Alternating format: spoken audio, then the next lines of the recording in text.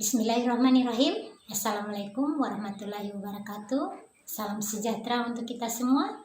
Yang terhormat Bapak Ibu Asesor saya dimanapun berada, semoga senantiasa selalu dalam lindungan Tuhan Yang Maha Esa. Amin. Perkenalkan, nama saya Siti Hadijah Laidrusis PDMSI dengan nomor induk dosen nasional 0926038201 dengan jabatan fungsional saat ini yaitu asisten ahli golongan 3A. Adapun latar belakang pendidikan saya yaitu S1 Sarjana Pendidikan Bahasa dan Sastra Indonesia pada Universitas Tadulako Palu.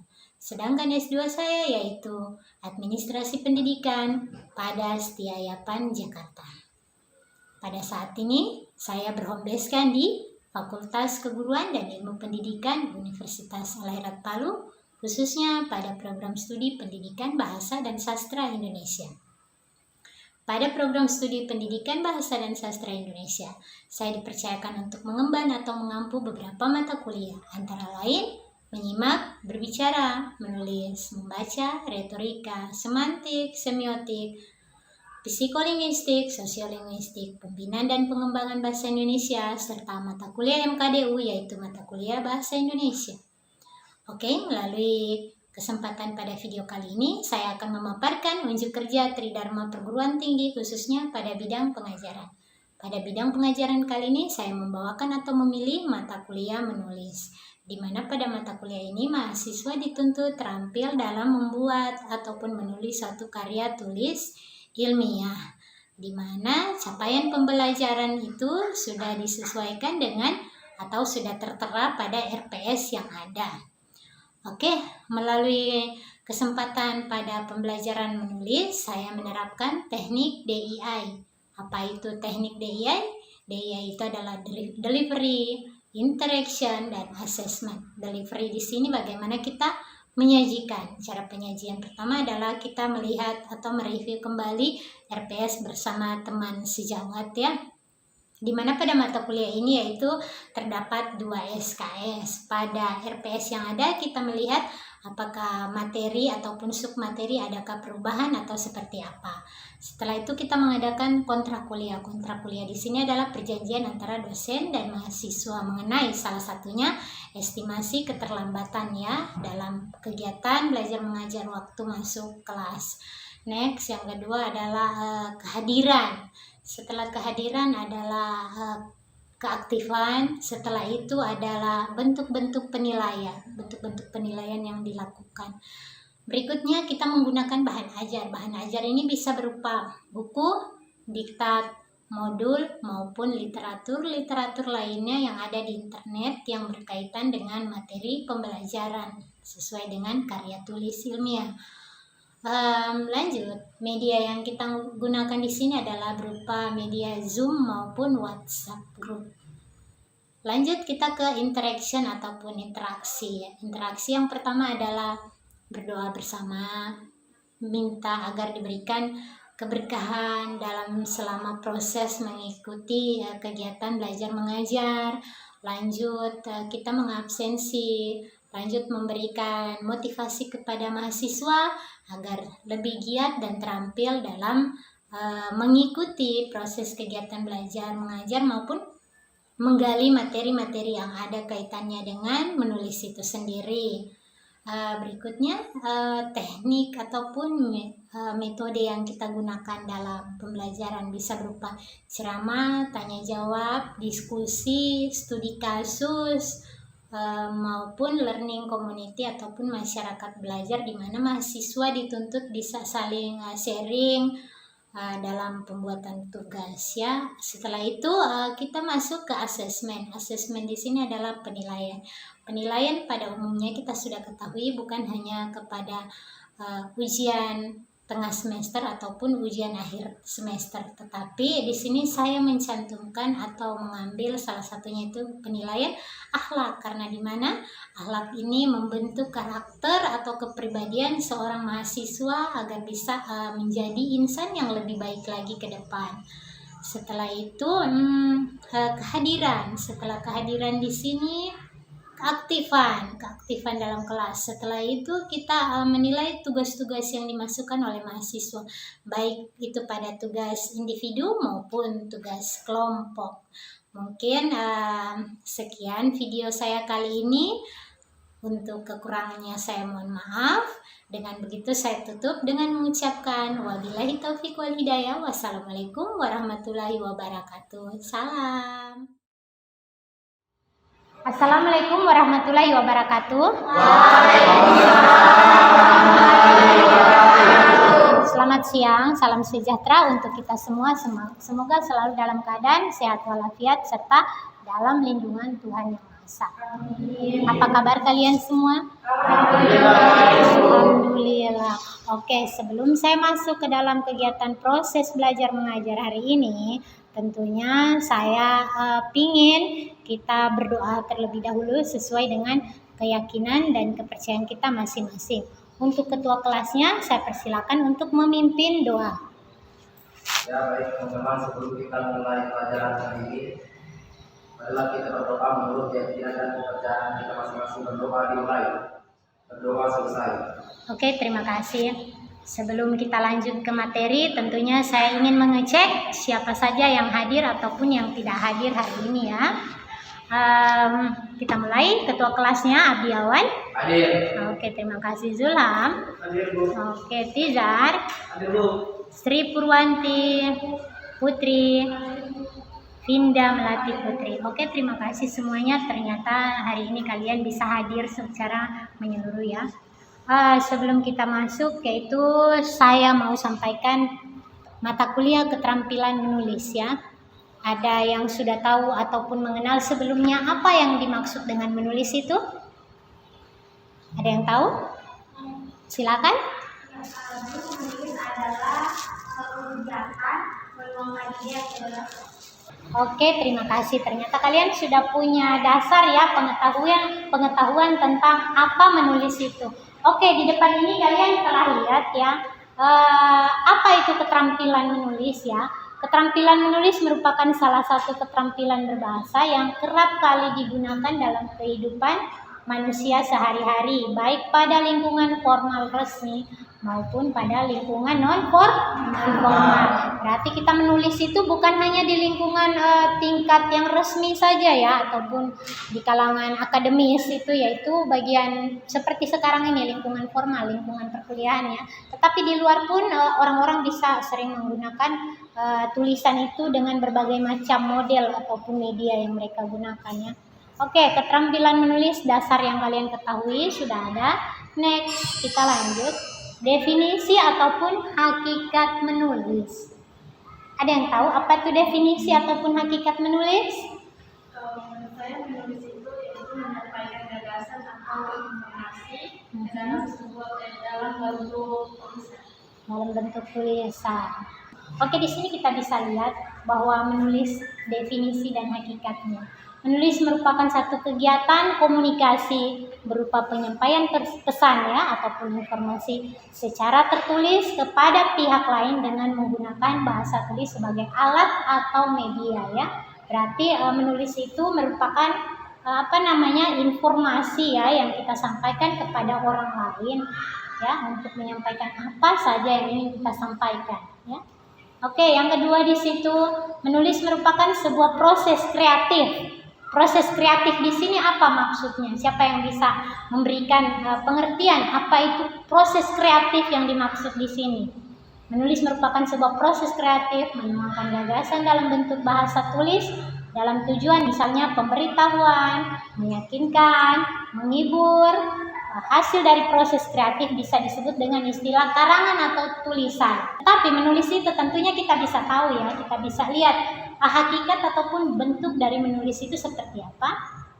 Terlihat dari tadi yang disampaikan oleh temanmu, ada dia yang dalam bentuk mungkin kalau disebut dalam karya tulis ataupun karya ilmiah tentunya ada apa di dalam, ada apa sampai dia dikatakan karya itu ada apa sebenarnya ya disebut karya ataupun apa ya, suatu meyakinkan atau menghibur. Di sini ada yang dikatakan cerpen, ya, itu suatu karya tulis, ya, puisi, suatu karya tulis. Apalagi yang dihasilkan melalui tulisan, karya yang dihasilkan melalui tulisan selain cerpen, puisi, ada apa? Novel. Selain itu, selain di bidang kesusastraan, ada apa lagi? Yes, that's right. The proposal apa lagi? Skripsi. Apa lagi? Makalah. Berarti ada proposal, ada skripsi, ada makalah. Apa lagi? Artikel. Oke. Itu bentuk tulisan apa itu? Bentuk tulisan apa itu? Karena dia berbaur tentang proposal, makalah, berbentuk ilmiah, secara ilmiah, ya. Berarti itu bentuk tulisan ataupun karya ilmiah. Oke, ternyata kalian sudah punya dasar, ya. Tepuk tangan dulu. Karya ilmiah, kita lanjut. Kenapa dikatakan bahwa dia disebut karya ilmiah? Proposal, skripsi, makalah, artikel. Kenapa sampai disebut karya ilmiah? Silakan. Kalau menurut saya, Bu, mengapa dikatakan karya ilmiah? Karena dalam penulisan itu terstruktur, artinya ada masing-masing peran di dalamnya, baik itu dari awal, dari pergaulan maupun sampai selesai. Ini itu terstruktur, makanya dikatakan ilmiah. Berarti itu menurut Zulham, ya, oke? Ya, kalau dari saya menurutku karena karya ilmiah itu menjadikan sebuah fakta dan dia penulisannya secara baik dan benar seperti itu. Fakta secara baik dan benar. Ada lagi yang lain?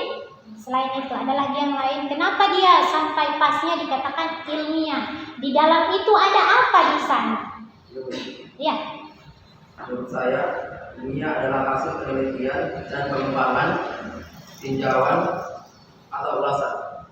Tinjauan atau ulasan. Yeah. Oke, saya pertegas kembali, ya. Ilmiah itu adalah yang berdasarkan ilmu pengetahuan. Ilmiah itu berdasarkan ilmu pengetahuan. Kenapa berdasarkan ilmu pengetahuan? Karena di dalam ada teori. Ada teori tentang apa yang akan kita tulis, itu tentunya berkaitan dengan teori-teori. Selain itu didukung oleh pendapat-pendapat para ahli. Pendapat itulah yang akan menguatkan satu tulisan kita di dalam sana, ya. Sebagai mahasiswa nanti yang akan menyelesaikan studinya S1, tentu kalian punya beban tugas, ya, yaitu menulis sebuah proposal dan skripsi. Nah, di dalam mata kuliah menulis ini tentunya kalian harus paham betul, harus tahu struktur, sistematika, apa saja yang harus ditulis, apa yang ada di dalamnya, strukturnya seperti apa, harus tahu. Apa yang membedakan antara proposal dengan skripsi, apa yang membedakan proposal dengan makalah, apa yang membedakan antara proposal dengan artikel. Jadi kalian di sini harus tahu bagaimana menulis untuk menjadikan satu karya tulis yang bisa digunakan oleh masyarakat umum, yang bisa dibaca oleh masyarakat umum yang ada di luar sana tentunya, ya. Oke, kita lanjut. Ada yang mau bertanya? Tidak ada. Kita lanjut. Oke. Di sini, ya, jadi menulis dapat didefinisikan sebagai berikut. Menulis sebagai suatu kegiatan menyampaikan pesan, khususnya komunikasi dalam bentuk tulisan. Dalam bentuk menulis itu komunikasi yang disampaikan dalam bentuk tulisan. Aktivitas menulis melibatkan beberapa unsur, yaitu ada apa di dalam sana? Ada penulis. Ya, ada penulis. Selain ada penulis, ada apa? Ada pesan, ya, penyampaian pesan. Lanjut, ada isi. Setelah ada isi, ada apa? Media. Next, ada pembaca. Jadi unsur itu harus kalian tahu, ya. Unsur-unsur yang ada dalam, kalau kita mau melakukan menulis sesuatu itu tentunya di dalam sana ada orang yang ingin menyampaikan tulisannya itu dalam bentuk tulisan. Siapa dia? Ya. Lanjut, isi tulisannya apa? Pesan yang ada di dalamnya apa? Pesannya apa? Lanjut, saluran atau media. Saluran atau media ini apa? Harus kita ketahui dan Siapa pembaca kita? Siapa pembaca tulisan? Kalau kita di kalangan pendidik, tentunya siapa nanti yang akan menjadi pembaca tulisan kita itu adalah siapa? Guru, anak didik. Insya Allah kalian calon seorang guru. Seorang guru tentunya memberikan keteladanan ataupun contoh ya. Nah, seperti apa itu? Oke, kita lanjut next. Hubungan keterampilan menulis dengan berbahasa lainnya. Oke, di sini saya ingin kita sharing atau bertukar pendapat ya. Apa sebenarnya hubungan antara, ada spidol ketua kelas? Dengan spidolnya. Di sini kita berbicara tentang hubungan keterampilan menulis dengan keterampilan berbahasa lainnya. Oke. Siapa yang tahu keterampilan berbahasa lainnya selain menulis? Membaca, menyimak, berbicara. Oke, satu-satu. Yang pertama adalah membaca. Baca. Menyimak. Berbicara. Tentunya keempat keterampilan dan menulis ini mempunyai mempunyai hubungan. Siapa yang bisa menjelaskan apa hubungan antara dari poin pertama? Hubungan membaca dengan menulis. Oke, Rizky? Ya baik Ibu, terima kasih. Saya akan menjelaskan tentang hubungan dari membaca dan menulis. Pertama-tama, menulis adalah suatu hasil karya dari seorang individu untuk melahirkan sebuah gagasan. Di dalam gagasan itu pasti ada hasil tulisan. Ketika telah tercipta hasil tulisan, maka yang dilakukan selanjutnya adalah membaca. Maksudnya membaca itu adalah membaca hasil karya tulisan tersebut. Contohnya sebuah karya sastra yang berjudul novel seperti itu. Oke, kita beri aplaus buat teman kita. Thank you. Oke, kita lanjut ke keterampilan yang berikutnya, yaitu di sini adalah keterampilan menyimak. Tentunya keterampilan menyimak pun ini punya hubungan dengan keterampilan menulis. Satria? Ya, baiklah. Dari hubungan antara menyimak dan menulis, yaitu kita bisa menulis apa yang telah kita simak dari seseorang. Menurut begitu. Oke, selain Satria, siapa lagi? Abdiawan? Hubungan antara menyimak dengan menulis. Terima kasih Satria ya. Abdiawan, coba menurut pendapatmu apa hubungan antara menyimak dengan menulis? Ya baik, terima kasih atas kesempatan Ibu. Menurut saya hubungan menyimak dan menulis seperti kita berkomunikasi dengan orang lain, apa yang kita dapat atau kita ambil dari pesan atas orang tersebut itu bisa kita tulis dalam tulisan kita. Oke. Atas apa yang disampaikan. Terima kasih. Tizar, bagaimana menurut Tizar? Ada pendapat dari Tizar apa hubungan antara menyimak dengan menulis? Di sini sudah ada 3 orang dengan Tizar, 4 ya. Menurut Tizar sendiri silakan. Itu hubungan menyimak dan menulis itu menurut saya ketika kita berkomunikasi dengan orang yang orang yang kita bicarakan, yang orang bicarakan itu kita nyimak, setelah kita menyimak itu kita tulis. Oke, terima kasih. Terima kasih untuk Tizar. Itu adalah hubungan menyimak dengan menulis. Ini adalah keterampilan menulis dengan berbicara. Ya, siapa yang bisa? Tentunya untuk menulis dan berbicara selalu ada kesinambungan.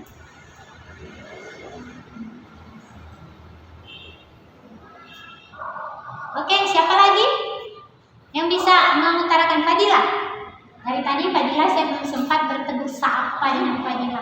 Oke, Fadila, menurut Fadila apa hubungan antara menulis dengan berbicara?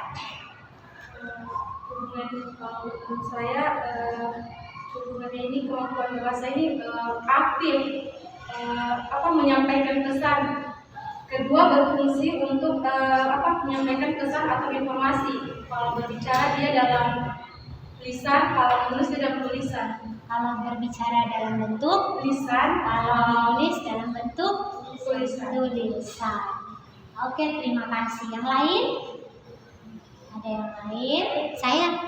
Wih, siapa namanya? Fitri. Oke, silakan Fitri. Menulis dan berbicara itu merupakan dua aktivitas yang berbeda.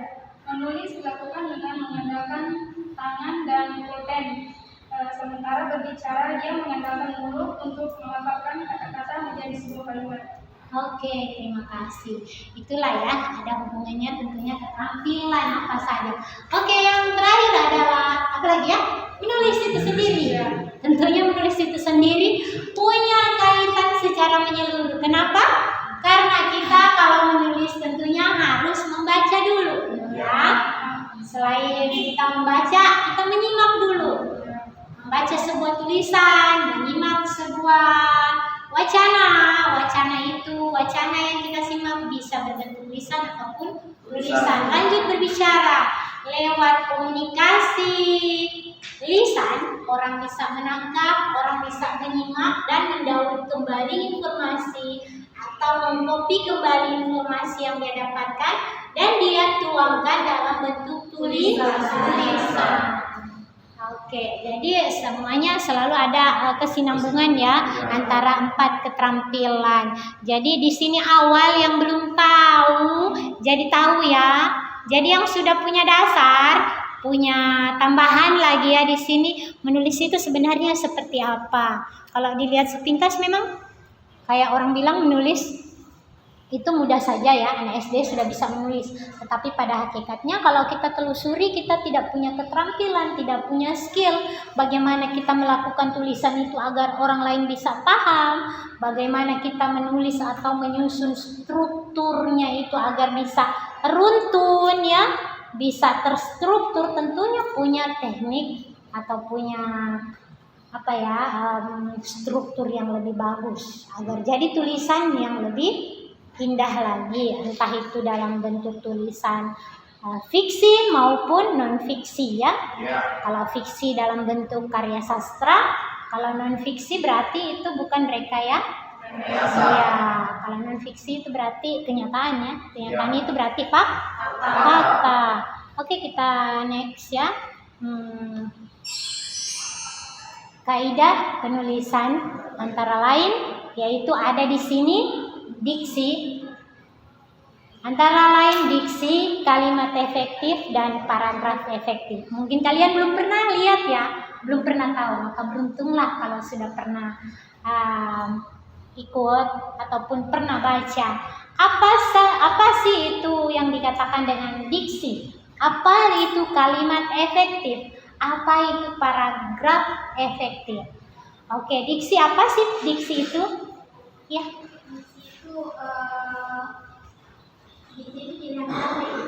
Diksi itu apa? Pilihan kata. Oke, ada yang lain? Pilihan kata berarti menentukan kata ya, kata yang tepat ya. Oke, di sini diksi adalah kata atau satuan terkecil dari kalimat yang dapat berdiri sendiri, yang mempunyai makna ya, yang berbentuk apa dia di situ. Itu ada contohnya di situ, kata bunga, makanan, mobil, panas, kuliah. Kata-kata tersebut tentunya mempunyai makna ya, ataupun memiliki makna. Nah, di sini itulah kita tentu harus pintar memilih kata yang tepat ya, ataupun diksi dalam suatu tulisan. Seperti ada yang begini dikatakan, kita ada kata yang disebut itu bisa. Apa yang kalian tanggapi dari kata bisa itu sendiri? Oke. Ya, kata bisa itu berarti dua. Kalau pemahaman saya, bisanya ular, bisanya racun itu pengertian racun, atau bisa dalam hal seperti bisa. Oke, berarti itu kata ya. Itu kata. Kita masih berkaitan dengan menulis. Jadi kita harus tahu penggunaan bahasa ya. Penggunaan bahasa itu ada kata bisa. Dapat. Apa bedanya bisa dengan dapat? Oke. Ini baru kata loh. Kita harus pintar memilih kata yang pas dalam suatu tulisan. Bisa dan dapat. Lanjut, di sini ada kata bedah dan operasi. Ya, tentunya itu kita harus tahu penempatan kata tersebut di mana pasnya. Ya, kalau kata bedah ini umumnya digunakan di apa? Di dalam Bedah medis. Bedanya dengan operasi apa? Kata bedah dengan operasi bedanya apa? kalau operasi ini apa hanya sekedar dari umum? Apa? Kalau operasi di tingkat apa ini biasanya, coba? Kalau operasi, Ya, menurut saya kalau operasi itu di kalangan apa? Pada umumnya kayak masyarakat, warga gitu. Tapi kalau beda itu lebih ke yang medisnya, maksudnya yang bahasa medis kayak iya, yang lebih ke bahasa medis. Coba telusuri, coba lihat baik-baik. Bedah dan operasi. Kalau dilihat sih hampir mirip ya. Hampir mirip makna, sama dengan ini bisa dan dapat. Tetapi kata bisa itu lebih pasnya digunakan dalam racun. Racun suatu binatang yang berbisa. Tetapi dapat berarti dia mampu untuk melaksanakannya makna yang terkandung dalam kata tersebut. Jadi itu. Oke. Kita jadikan PR ini ya. Kita jadikan PR nanti penggunaan kata dan kalimat serta paragraf efektif. Di sini apa yang akan kita lakukan nanti? Harus banyak merujuk, dan saya sarankan Anda harus punya kamus ya. Kamus peribahasa juga harus ada. Karena kita menulis itu bukan hanya menulis skripsi, proposal dan lain sebagainya yang berbentuk karya ilmiah, tetapi dalam bentuk tadi ada puisi, novel, cerpen, tentunya penggunaan kosakata yang lebih banyak. Pembendaharaan kosakata ya, pembendaharaan kosakata, penggunaan kata tersebut harus efektif.